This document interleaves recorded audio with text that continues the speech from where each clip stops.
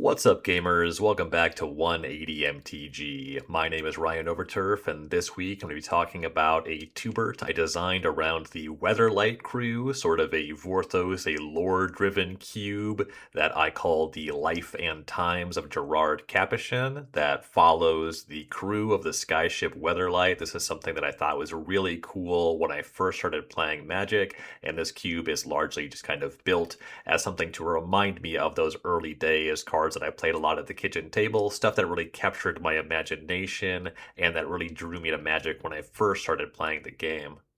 My pre-modern Twobert scratches a lot of that itch for me, though that is a cube that's comprised of a lot more tournament staples from back in the day, whereas the Life and Times of Gerrard Capashen is just a lot of cards that I really liked and played despite them not being very strong.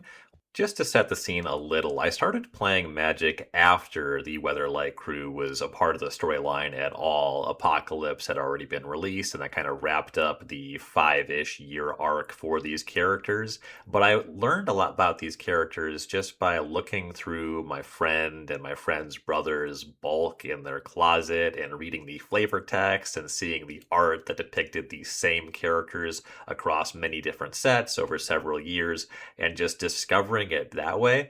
And I always thought it was really cool that these cards told this story that went back years, and I could read about these characters. And this is something that Magic was doing that other card games I played before Magic weren't. I had played the Pokemon TCG, more collected than played. I was pretty young when that one came out, and I got into Yu-Gi-Oh! A bit before Magic, a bit of my backstory. And the Yu-Gi-Oh! Cards, like, I liked the anime, but the cards themselves, they weren't really telling the story. Later, they would go on to depict characters from the anime, but for the most part, you were just playing rates. And a lot of my interaction with Magic, I wanted over time. I got more and more interested in just playing the stronger cards, but it was always really fun for me to get into the story, to learn about these characters from looking at this art, reading these flavor texts. And so today I'm going to be going over this cube that speaks more to my personal specific experience with Magic when I first started playing, as well as more to the lore and Vorthos-y side of the game at that point in time than my pre-modern Twobert, which is a little bit more spiky and oriented around constructed staples. Amusingly, the Life and Times of Gerrard Capashen uses more cards on by percentages that are legal in the pre-modern constructed format than the cube that I call the pre-modern Twobert, because I do things like put ABU duels in there.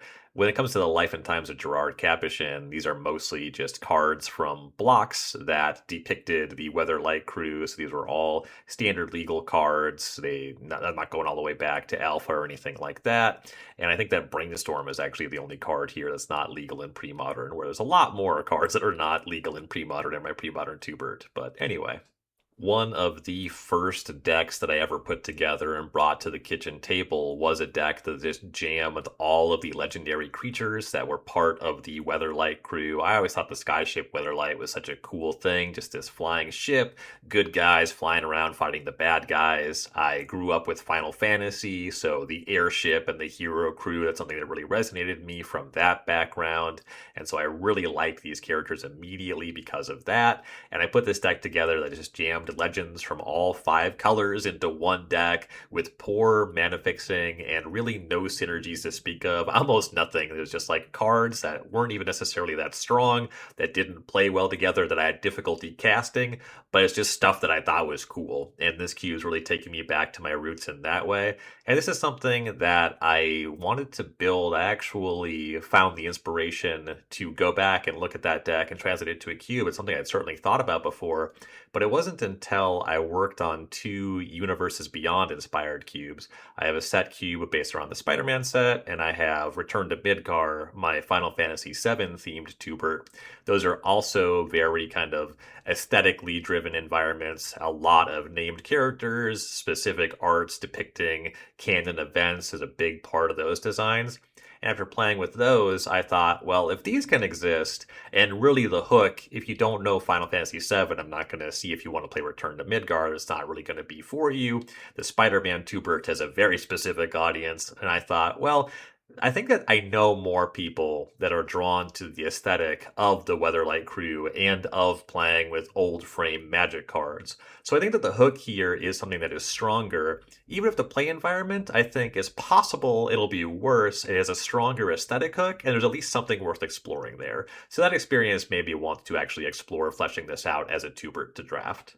Initially, I did think about using things like Commander 2019 actually has a Commander Precon deck that has a number of the characters from the Weatherlight saga featured there, but they are from 20 years apart in design sensibilities when creatures had gotten much stronger, and they would just all be power level outliers. I wanted to also play with the old creatures, which ended up being a big focus of this environment for me. So I ruled those out. I also considered something like looking at just a small sampling of new frame cards. I think Dominaria United is a set that kind of aesthetically gels with a lot of cards that I'm looking for, but the frame ended up just being a deal breaker for me. I did want to stick to all old frame cards if I could make it work, and that ended up being something that did work and has been really fun to play. And I think that the environment would be less resonant if I did add new cards to it, just because what I'm going for is very specific, nostalgia based, both in terms of the aesthetic of the cards and looking at an era where creatures were just weaker. And also, mana was weird. Like, one reason I wanted to go to Dominaria United was just to have a full 10 set of tapped type duels, but it's way more charming and it speaks to a specific moment in the game's history and in my own personal history when I look back at myself starting the game to only have Coastal Tower, to not have a black-white tapped duel, just have Pain lands in all 10 colors and kind of figuring it out if you want to play enemy colors. They were just not as supported back then, and so that's part of the history of the game is being preserved looking at the cube design here. So I will have the Cube Cobra page in the show notes here so you can follow along as we break this cube down. The Life and Times of Gerrard Capashen uses the 5 monocolor bases as my archetype driving color combination. So this one is seated in the monocolors, and there is some gold stuff happening. This is also from an era in Magic where there was a lot more allied support than enemy support. So there is more 2-color fixing for allied color pairs and enemy color pairs. But in the gold column, I get a little bit weird with that because this is very aesthetically driven. I'll get to the gold cards, and that was a little bit weird later. But most importantly, this is monocolor driven, not 2-color driven. So the allied enemy stuff, it's something that will impact the draft. It'll come up in a way, it'll influence your decisions and pick orders, but not as dramatically as just every monocolor having its own strong identity here, enabling you to mix and match as the mana fixing or the gold cards line up for you in the actual draft. So that said, let's go color by color and kind of talk about how this design works, how I came to this list of cards, and what I am doing with this cube. So starting with white, you have our main character, Gerrard Capashen, the captain of the Weatherlight, and I just spent a little bit of time reading about the crew, whoever has ever been involved as part of the Weatherlight crew. So of course, Gerrard Capashen is going to be here. You have Orim, Samite Healer, and I just kind of went through every character that I could find from like the MTG wiki that was listed as being involved directly with the Weatherlight. But then I also just kind of looked at the sets that follow this storyline. So starting with Mirage Block, where you have the set Weatherlight, of course, you get into Tempest, Urza Saga, Masks, and Invasion. Urza Saga is a weird block because it goes back in time. It doesn't directly play into this storyline, but there's some overlaps in the characters. It does set up a lot of what's happening into the world, going into the Invasion storyline. So there are some legendary creatures in this cube that don't necessarily directly interact with the Weatherlight, and truthfully, I'm not that read up on the lore to know how well this stuff all lines up, but mostly my focus, I was starting with thinking about the Weatherlight, and then I just did look at those blocks of cards. I ended up putting, I think, the overwhelming majority of legendary creatures printed in those sets into this cube, just because presumably they interacted on some level, or at least the legendary creatures printed in that era, they mattered for the main storyline. So my reference point first, Weatherlight crew, all of the legendary creatures that were part of that were non-negotiable. And then I look at legendary creatures out from there. So some standouts in white, I have Megiddo the Lion, 5 mana, 3/3, Spell Shaper Legend. Pay 2 white, tap it, discard 2 cards from your hand, destroy all creatures except for Megiddo the Lion. Those creatures can't be regenerated. This is one of the first white cards that I remembered thinking was very cool, which back then and certainly now, I don't love a lot of white cards. So this is a standout white card that I've always thought was cool. So of course I had to make room for that here. Don't want to know if Megiddo really had anything to do with Gerrard and the Weatherlight. That card's going in this cube. And then a very significant one is that kind of flesh things out. Just starting with the legendary creatures, it gives you kind of a baseline, but then recall the casual deck I'm basing this off of didn't really have any synergies to speak of, a reason for it to be a deck. So I was kind of looking for things to latch on to build infrastructure for archetypes and decks around. And a huge standout there is Lin Civi Defiant Hero. This is a historic constructed stable, a menace on block constructed in Masks block. 1 white, 1/3 legendary rebel creature. X and tap, search your library for a rebel card with converted mana cost X or less, put it into play, then shuffle. 3, put target rebel card from your graveyard on the bottom of your library. So you can keep using Lin Civi to tutor out rebels onto the battlefield, and then as your rebels die, you can put them back into your deck and then keep the chain going so long as you still maintain Lin Civi. And so I just put a bunch of rebels and rebel searchers in here because that's something you can definitely do with a white deck. Given that many white cards were just flatly unappealing and very weak from this era, this is a really good way to ground the white column for an environment like this. All of the rebel searchers are just kind of slam dunks. I have a healthy peppering of rebel creatures, so they always have cards to find. And notably and importantly for fleshing out this environment, there's 2 really weak looking rebels, and I'm not saying that they're strong cards, but I have Steadfast Guard, white, 2/2 Vigilant Rebel, and Fresh Volunteers, 1 and a white for a rebel that's just a 2/2. No abilities, just a vanilla rebel to be searched up. But casting these cards on turn 2 for the power level of this era and my design sensibilities for this environment, that is a decent way to get a clock on the table. You can compete in games where you do just open up on grizzly bears in this environment. It's just kind of the nature of how cards, the power level of creatures at that time specifically was. There was much more powerful non-creature stuff going on, but then the other side of how I'm designing this cube actually really minimizes those cards, which allows these 2 mana 2/2 creatures to really shine. And just to shine some light on what I'm talking about there, if you look at the non-creature spells, I have a tremendous bias here to have art and or flavor text that references the Weatherlight or crew members here. So like Smite is not a very strong card. 1 mana instant, destroy target blocked creature. But it depicts Gerrard, our hero, fighting his brother/nemesis Volrath, the Evankar of Wrath, and you have flavor text about that too. So that's what I'm looking for in the spells. And some of the spells, I don't know if I've ever seen Temper make a deck, but there's Gerrard pictured there, and I can conceive it mattering in games. But the important thing there is that I am pulling largely from the weaker non-creature spells of this era to allow creatures to shine, even though creatures as a card type, many of them were just not that strong back then. I mean, if you take a look at Gerrard Capashen, 3 white, 3/4 legendary human creature. At the beginning of your upkeep, you gain 1 life for each card in target opponent's hand. 3 and a white, tap target creature. Play this ability only if Gerrard is attacking. You have this tap ability that costs way too much mana that you can only use offensively.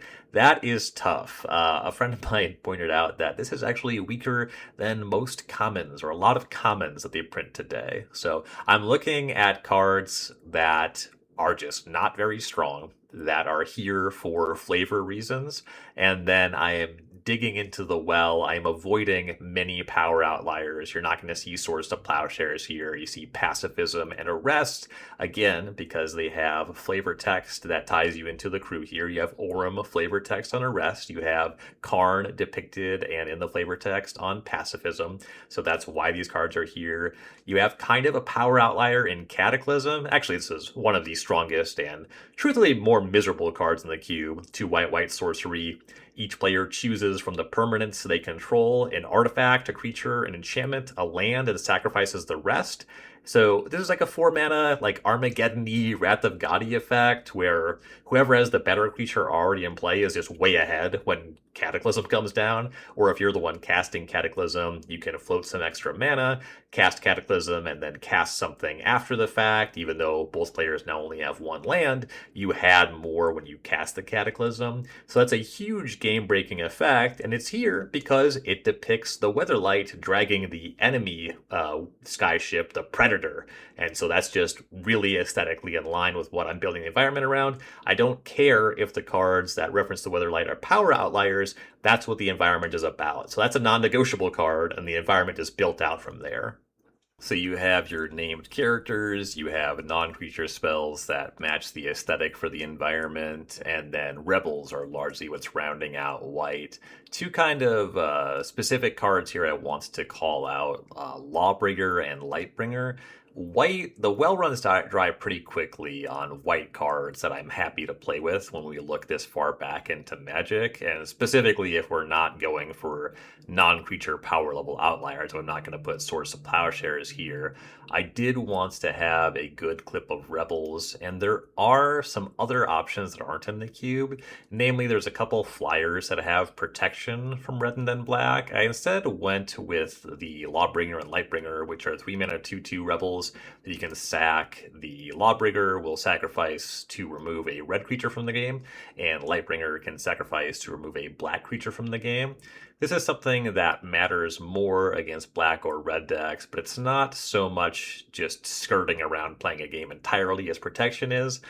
Rebels already generate card advantage with the Rebel Searchers, so I don't want something as oppressive as protection, but having something that is stronger against a specific color. And I say stronger because these cards are main deckable. 3-mana 2/2 is just going to play here when you are trying to make weaker old legendary creatures shine. Creatures with stats, even very modest stats, are just fine to put in your deck. So these cards, they look like hate, like sideboard cards, but actually just 3-mana 2/2 Greg Ogre totally plays in this environment. And then they are better, like the abilities come up sometimes, and it's strong to be able to tutor for them when it comes up.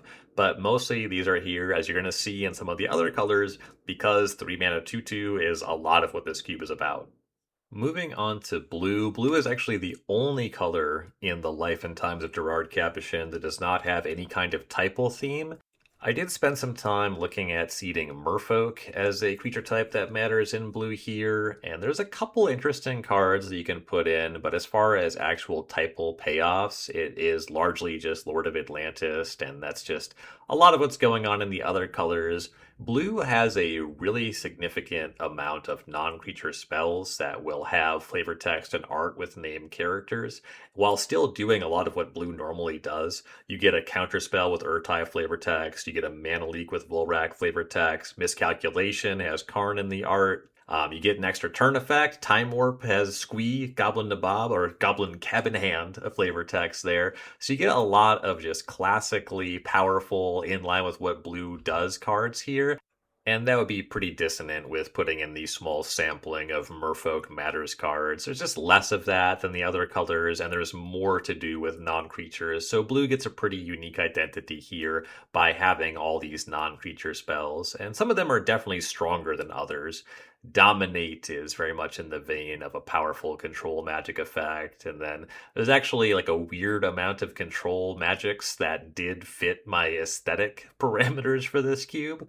There's at least one or two that I left out of the cube, and Abduction is actually a very significant card as far as the lore. There's no flavor text here, but this is a control magic that depicts Sisay getting abducted, which is the event that starts the cascading events of the Weatherlight set, as we follow the Weatherlight saga here. And it's a really weak control magic. It's 2 blue. When Abduction comes into play, untap Enchanted Creature. It's an aura. Gain control of Enchanted Creature. If Enchanted Creature is put into any graveyard, put that creature into play under its owner's control. So you steal something, but then if it dies, they just get it back. So it's not a 2-for-1 in the classic control magic sense, which I think is actually great for this environment, because control magic would be such a power outlier. When you play a lot of these old border environments, a card like Control Magic can just be game breaking against a lot of decks. So having a more modest Control Magic, and even Dominate costing 3 and X if you don't know that one.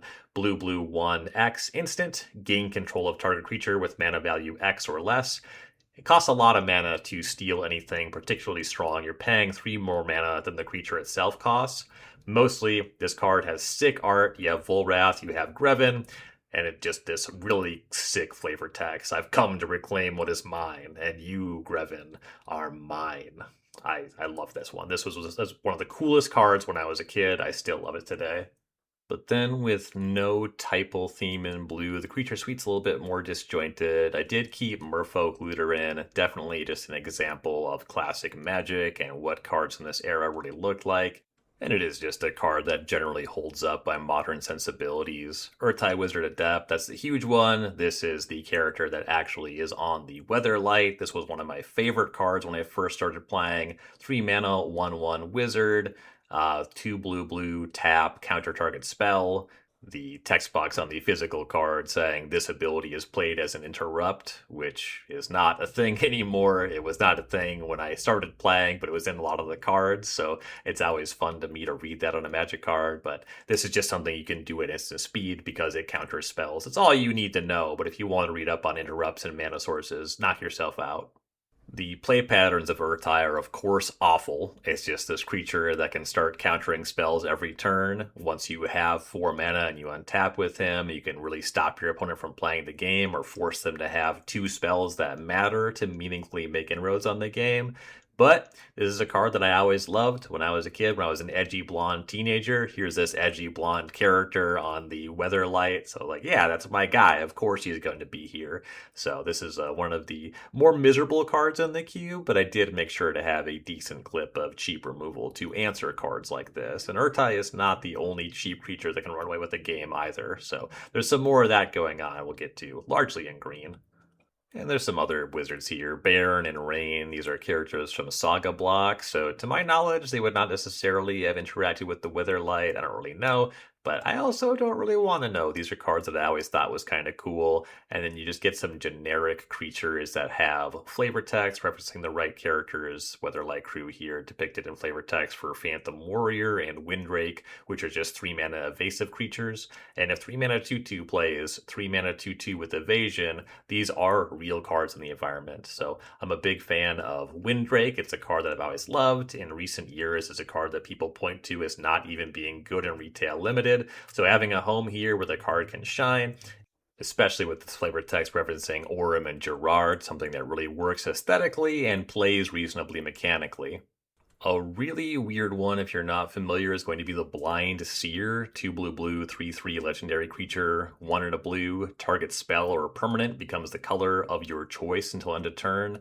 That ability is not a 0. A lot of the black removal destroys non-black creatures. Strafe is a red card that can only damage non-red creatures, so the ability to change the color of something, it can come up in the games. But more than that, this legendary creature, this is actually the first card that depicted Urza as a legendary creature. We have much stronger versions of Urza now. Urza in Modern Horizons 1, the Lord High Artificer being a really strong like Vintage Cube caliber card.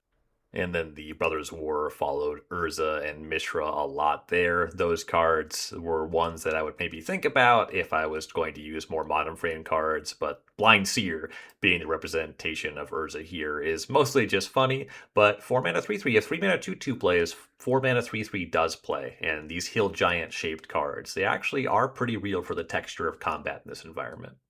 I have a couple flavor texts referencing Teferi. There was not a card for Teferi at this point in time, and it was kind of similar reasons why there wasn't just an explicitly Urza card. Blind Seer is Urza hiding his power. He's not actually acting as a Planeswalker, and Teferi was a Planeswalker, so there weren't Teferi cards. They didn't use to make cards depicting Planeswalkers. This is way before the Planeswalker card type, and the Planeswalker card type didn't happen until they nerfed the general power of these characters in the lore. But anyway, there's no Teferi card.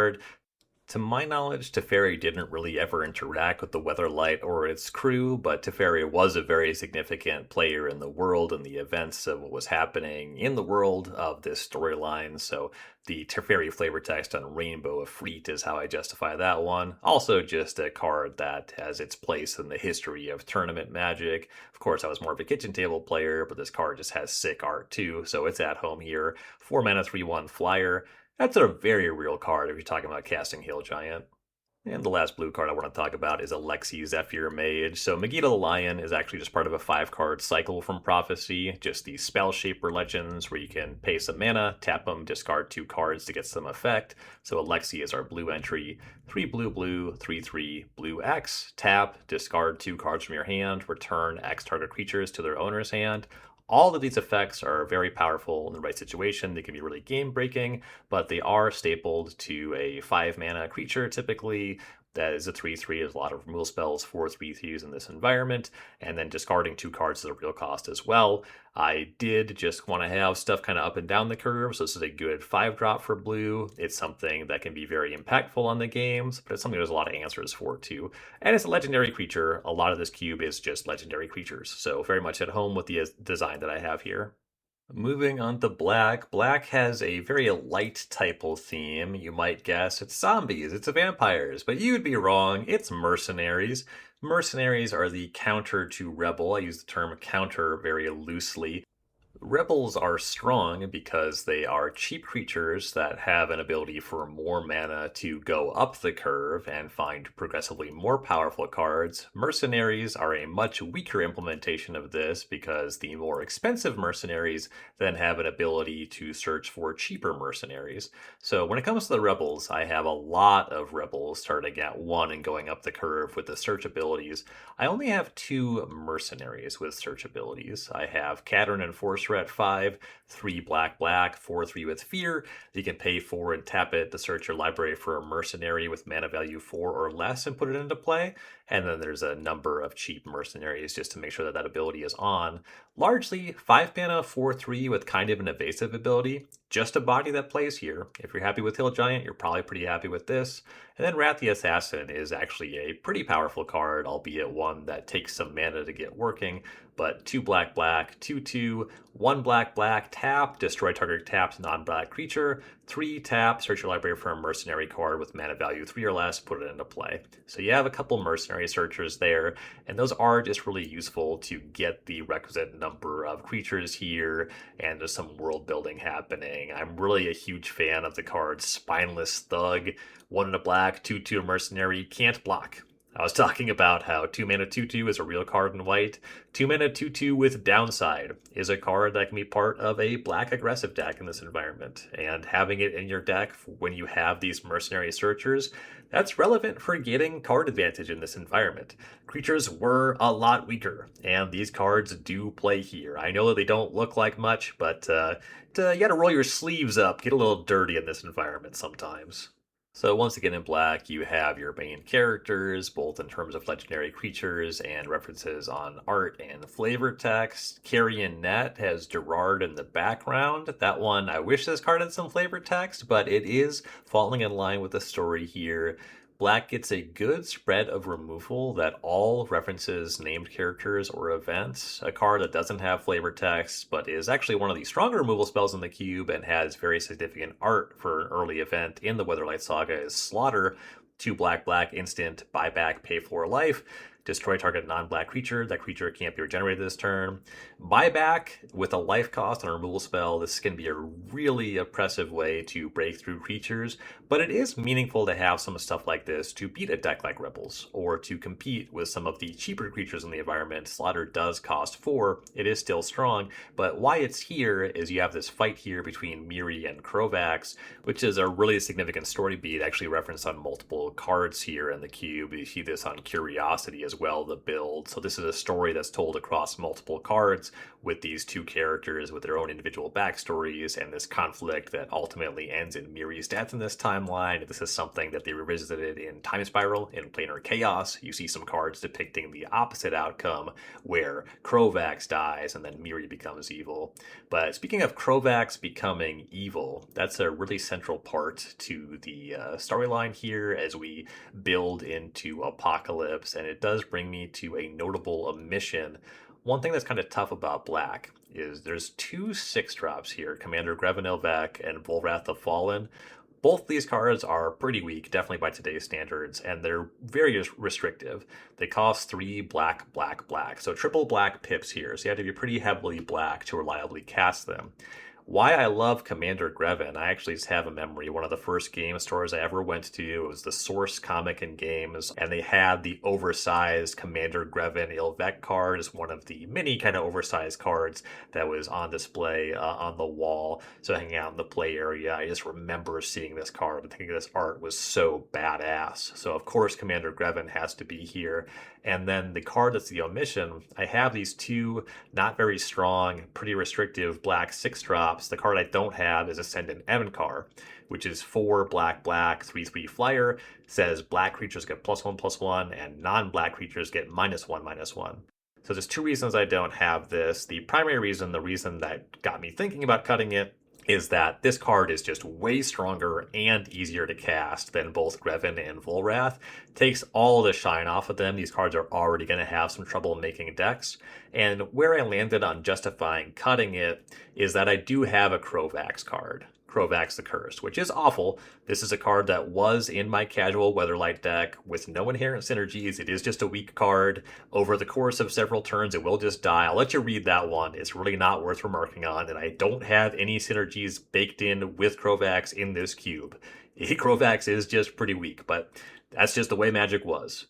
But something that I actually think is a really cool part of Magic's history is Ascendant Evencar is the first time that they printed the second version of a named character. And that's why it's called Ascendant Evencar, not Krovax Ascendant Evencar, is because they thought there would be confusion about how the legend rule works. It wasn't clear to them that players would intuit that it was okay to control Krovax the Cursed and Krovax Ascendant Evencar at the same time.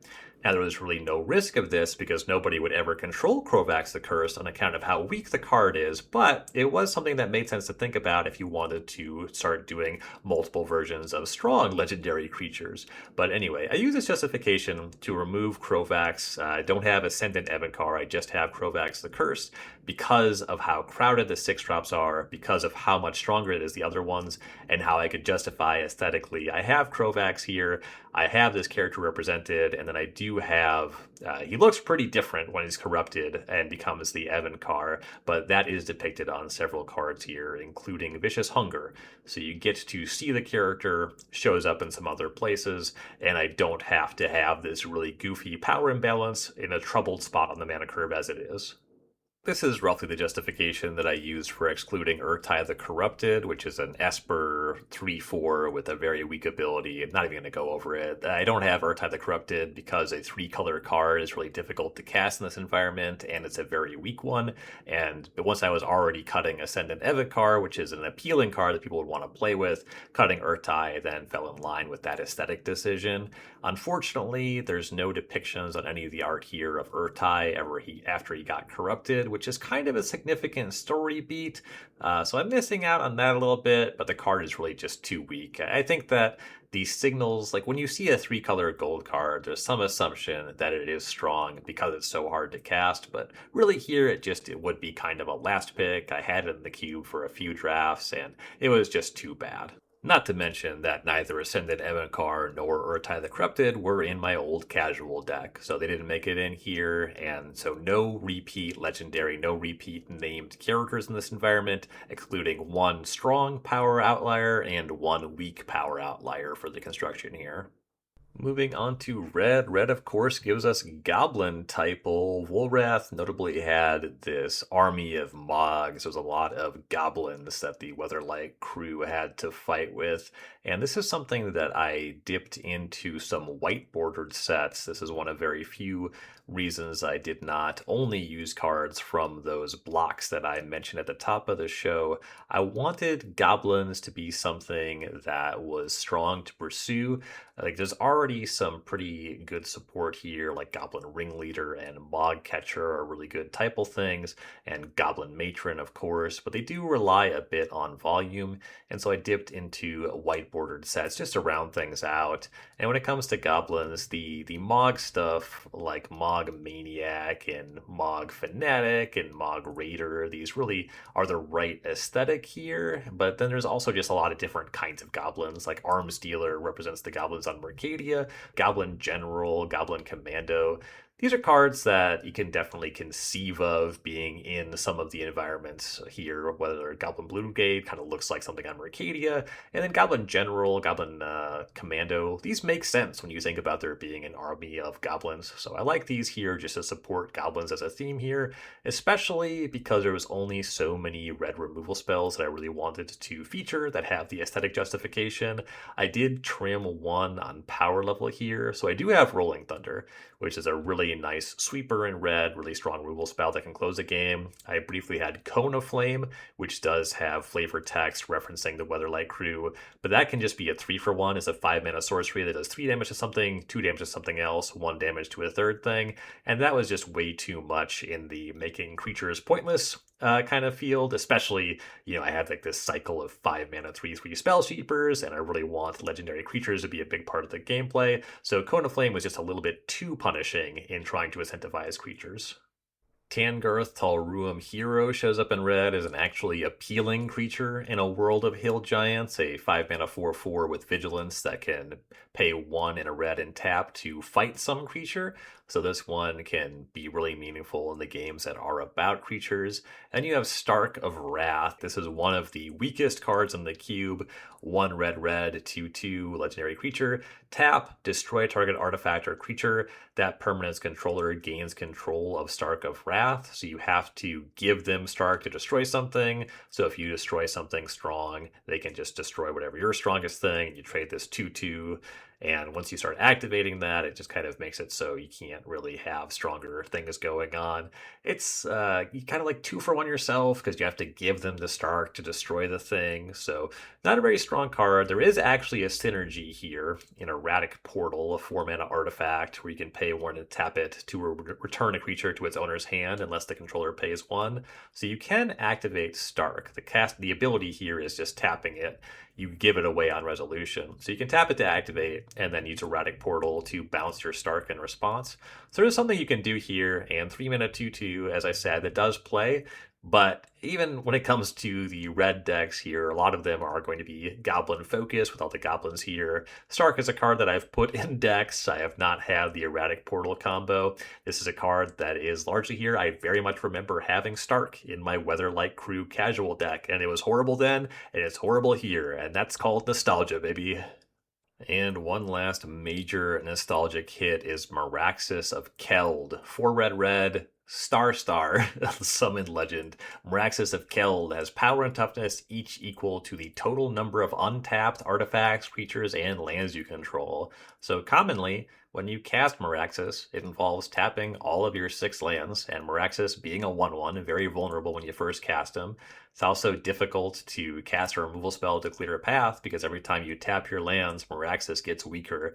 This card, if it looks strong, you have been deceived. In practice, Meraxis ends up being quite small, but is a relevant character in the early Weatherlight storyline here, and also a lot of nostalgia for me with Meraxis from an old Xbox game called Magic Battlegrounds, which used a lot of Magic characters and cards. Meraxis was actually one of the playable characters, and there was a voice actor for Meraxis, and there was like a list of cards. I think that the game was only monocolor, or maybe it branched a little bit into gold as you unlocked more, but there was like 5 named characters, and there was spells they would cast, and when they cast the spells, they said the name of the spells, and they weren't playing Magic. You were like summoning creatures to traverse a battlefield to just kind of keep attacking each other, and you were trying to navigate that. It was kind of a fun game. We actually played it a lot in my casual Magic crew, even though we were just like taking turns watching each other play solo player.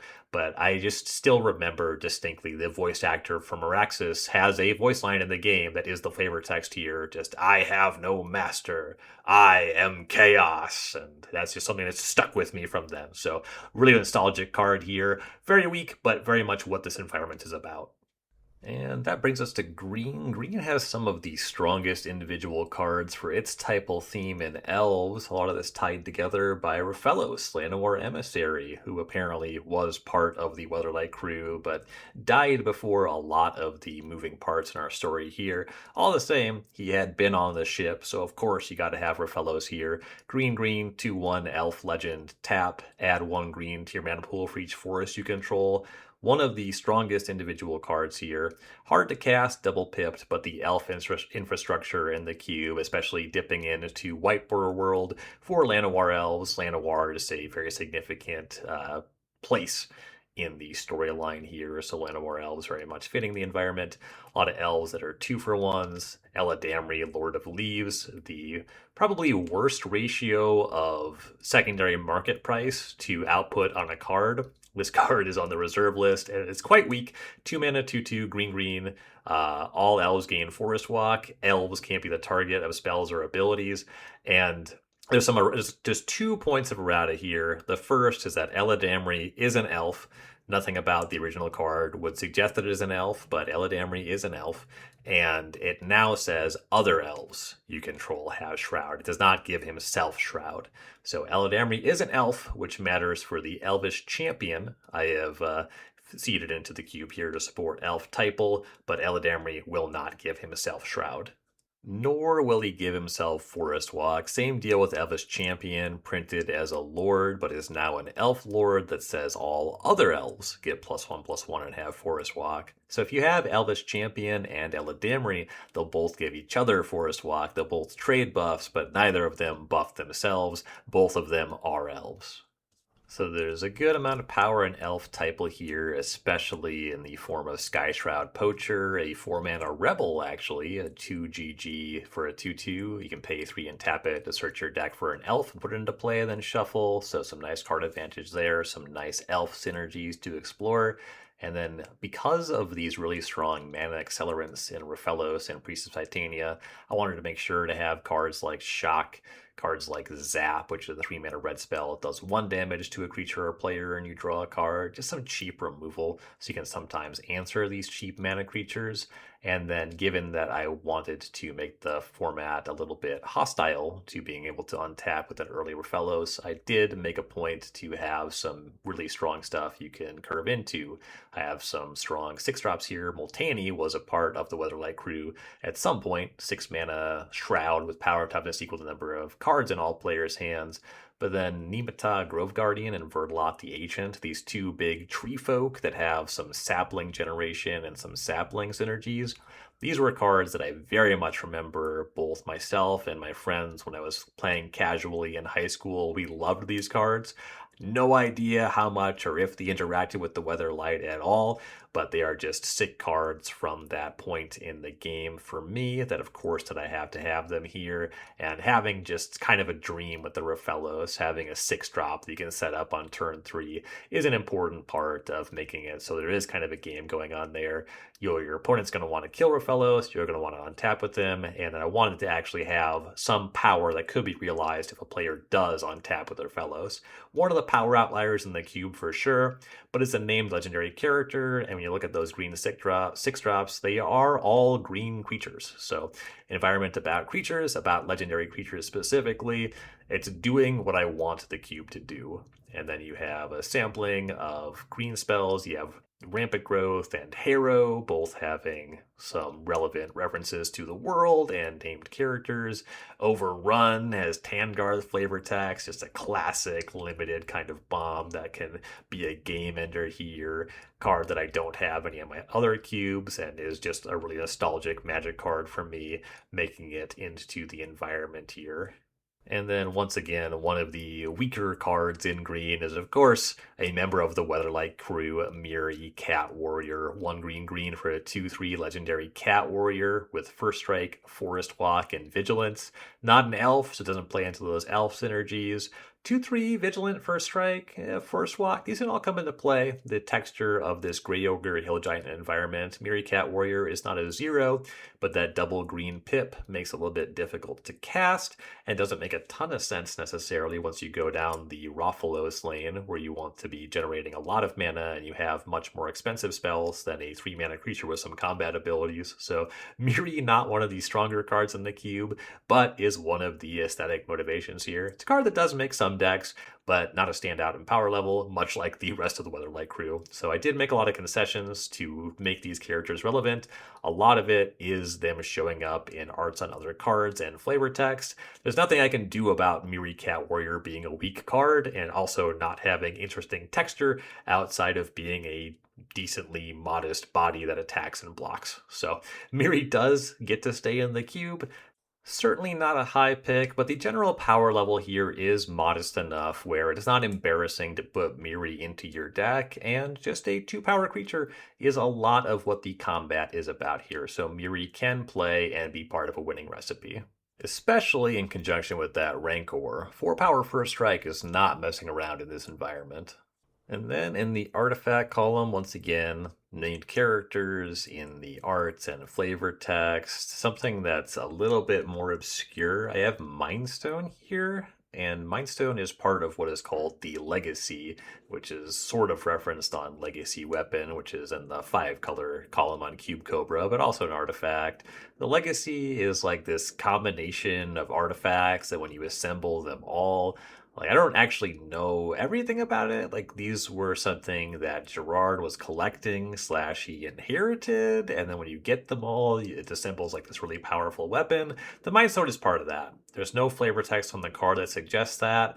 I don't have all of the cards that are part of the Legacy here. In fact, they don't have a card for every part of the Legacy when I was reading about it. Some of them that they did make were newer, so there's some new frame versions of some of them, and some of the cards are just very weak, where Mindstone is a card that just plays. So I'm kind of representing that a little bit, but I'm not going out of my way to have a lot of weak game pieces for this thing, especially when a number of them aren't going to have flavor text or be obvious why they're included in this environment if you don't know about that. And then I have, of course, Karn Silver Golem, one of the central cards in Magic to this day. 5 mana, 4/4 legendary artifact golem. Whenever Karn Silver Golem blocks or becomes blocked, he gets -4/+4 until end of turn. He's a 4/4, so it becomes a 0/8.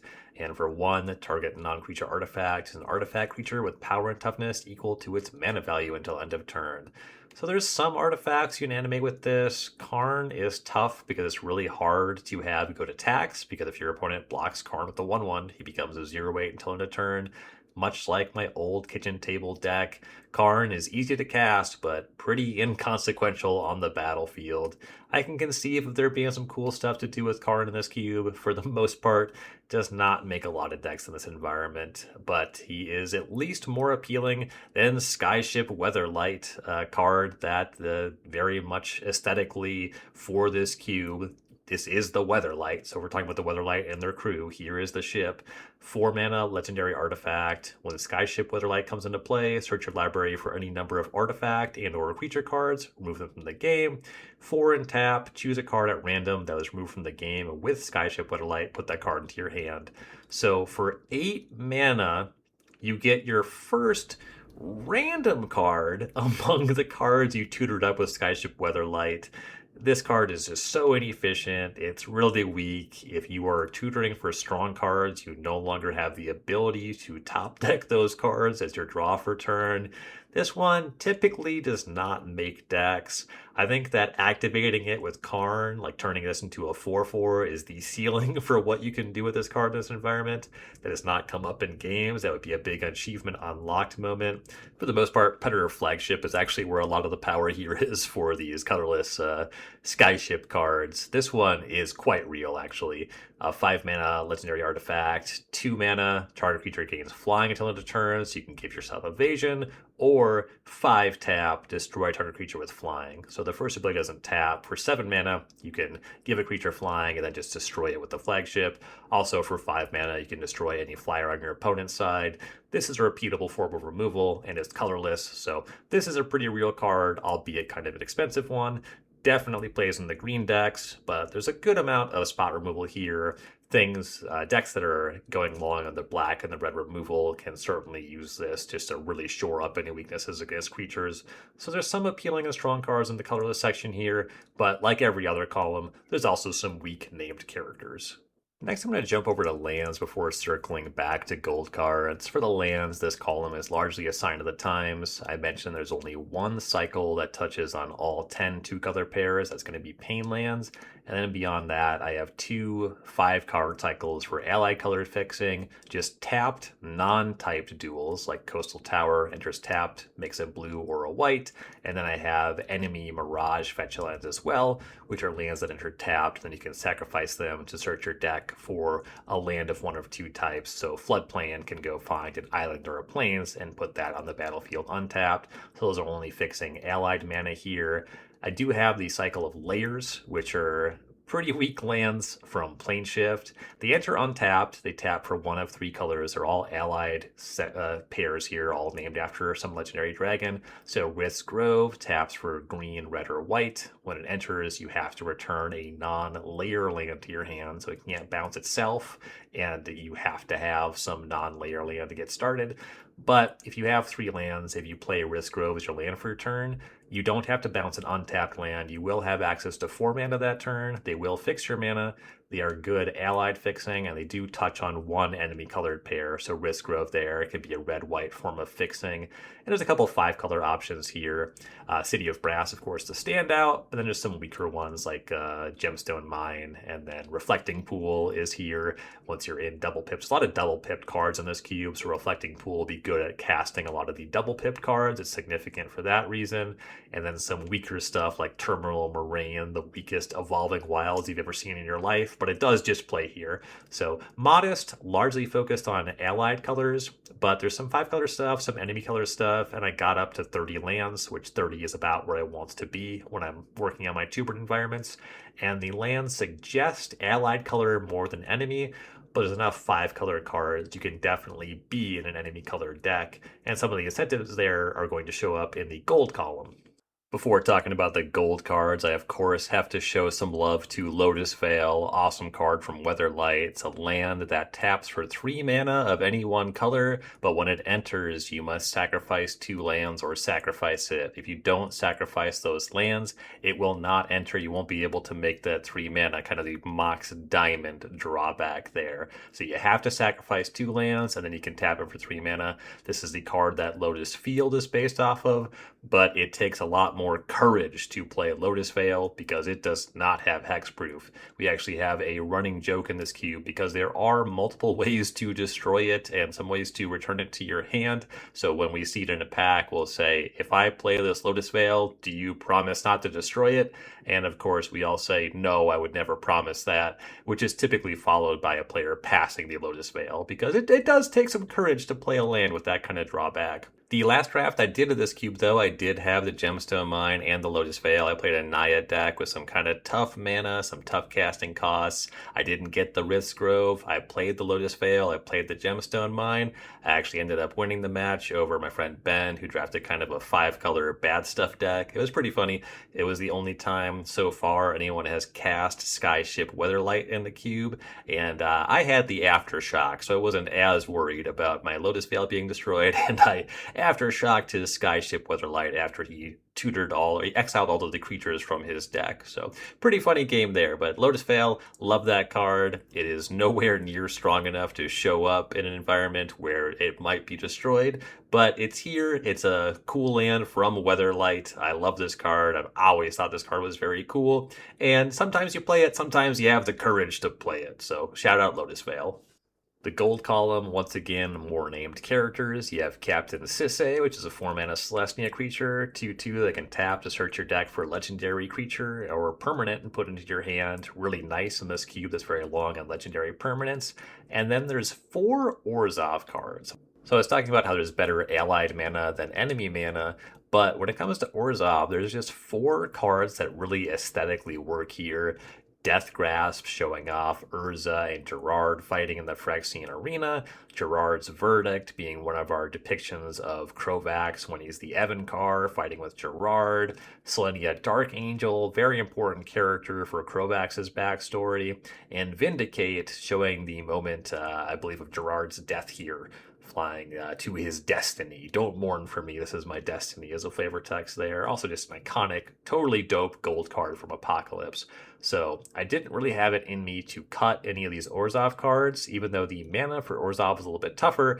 Nothing stops you from playing 9 plains and 8 swamps, and there are a couple black-white dual lands, and the green fixing, you have a couple of green options that can find lands of any color and fix your mana. So these cards do make decks.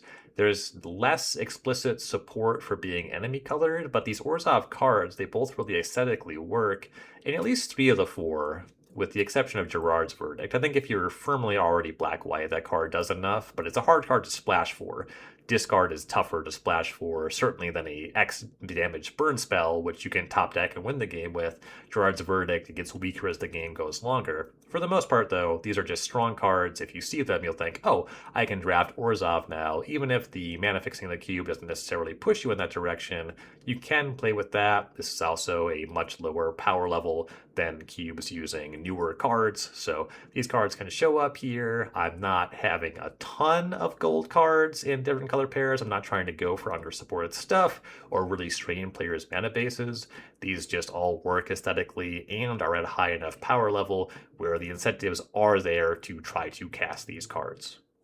And a big reason I want to talk about these Orzhov cards and draw attention there is just regarding this 5 monocolor base for archetype support there, instead of going for a 2-color base here. If I went for an allied color base, having 4 Orzhov cards would be kind of a tough sell. You'd have all this mana fixing, you would have more gold cards in the 2-color pairs. I'm pretty light. Orzhov has by far the most cards for any 2-color pair here. I'm not pushing you to play Azorius, I'm not pushing you to play Celestia. There's a card in both of those. There's better mana fixing for allied mana, but the cube is largely full of enough monocolor options. There is a decent spread of colorless options. You can really lean in on one color and you can explore second and third colors. It's possible to play a 5-color here. Those layers a little bit weak having to return a land to your hand, but the fixing is strong enough where you can play a 5-color deck in this environment. You just do have to work for it. And with this monocolor base, instead of really pushing you into gold, that allows me to do something like have this 1 2-color pair with a little bit worse mana fixing that I have a lot of gold cards for, and that can signal you that Orzhov, there's some really strong reasons to play Orzhov, even though it would look a little bit weird if I was really pushing the mana incentives, if I really push you to play 2-color allied decks. It works well enough. There's room for 1-color pair like that with a little bit worse mana with the monocolor base here. So I just wanted to shine some light on that. And to an extent, you can just put whatever cards you want in your cube. It's not essential that you maintain color balance. If you're only off by a couple cards and you just put some card in because you think it's cool, it probably is going to play fine. I did just want to talk about that because I know that the 4 Orzhov cards are going to look a little bit weird here. They do look weird to me, but it is more deliberate than it probably looks, and I think that it does play really well because of some intentionality beyond that, and how that 5 monocolor structure does allow you to get away with a little of this in this specific kind of way. But that's going to do it for my breakdown here of the life and times of Gerrard Capashen, a very nostalgic environment for me, one that's gone over very well with my old head Magic friends, and also players who are kind of more curious about what Magic used to look like. This is a nice cube to point them to, and I like having the pre-modern Twobert that is more focused on competitive Magic with some whimsy peppered in, and then this cube, which is way more whimsy dialed up to 11, and does give the full kitchen table experience. I can show people what Magic looked like for me, in a way that it is resonant to a broader audience. I know I was not the only person reading these flavor texts, seeing what's going on with these characters, and then also these creature types: rebels, goblins, elves, to a lesser extent mercenaries. These are all creature types that have their own fan bases as well. So there's a lot to enjoy here on an aesthetic level, and it's been really fun curating cubes that are more in that aesthetic space, when historically I've been a lot more mechanically driven. And then also just the way that a mechanical motivation and having good templates for how to design these things, how that can enable constructing more playable stuff in the aesthetically focused space as well. So I've really enjoyed working on and playing this cube. Hopefully, if you take a look, this is something that you will enjoy too. Either way, I appreciate you taking the time to listen today. Thank you to everybody at home for listening, liking, commenting, reviewing, sharing, subscribing, whatever you do to support the podcast. And I will be back next week talking more cube. Later, gamers.